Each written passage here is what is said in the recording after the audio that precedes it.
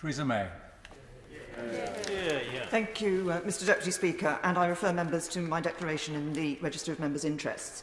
My right honourable friend, the Secretary of State, is absolutely right that, of course, trade brings prosperity, it brings jobs. But global Britain is about much, much more than trade.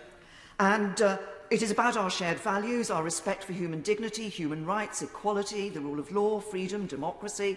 It's about how we work with others who share those values to establish the rules-based and maintain a rules-based international order that protects those values. And sadly, what we saw last week in the United States shows us how fragile the value of democracy can be when it is under pressure from populism and nationalism fuelled by messages disseminated on social media. And at the current point for the United Kingdom, post-Brexit, dealing with COVID, yet to deal with the societal and economic impacts of dealing with COVID, it is absolutely imperative that we reject any push towards nationalism and isolationism, and that we recognise the importance of global Britain. Indeed, it is more important today than I think than it ever has been.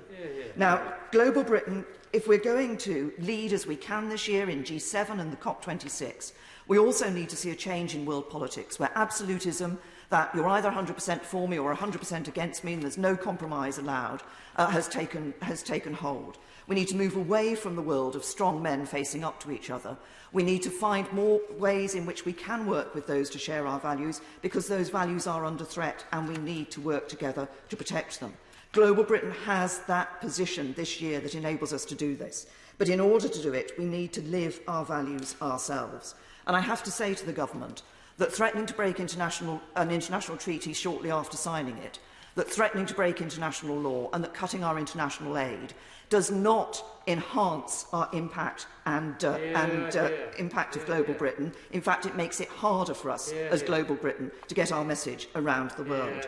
We have been respected because of our 0.7%, respected because of what we do, not just because we're British. But in the very few seconds that are available to me, Mr Deputy Speaker, I want to mention one issue which is a clear and present danger to global Britain, and that is the breakup of the United Kingdom. And we've talked in this chamber, we often talk about Scotland and about how important being part of the UK is to the Scottish economy. The reality is England needs the rest of the UK as well. The United Kingdom has a seat on the Security Council of the United Nations. I doubt that England would have a seat on the Security Council of the United Nations. We need to think about the impact of this, and I particularly want to mention my concern about Northern Ireland at the moment, because we have seen that issue of those empty supermarket shelves, not all due to the protocol, but certainly the protocol is playing its part, and the government needs to deal with this issue.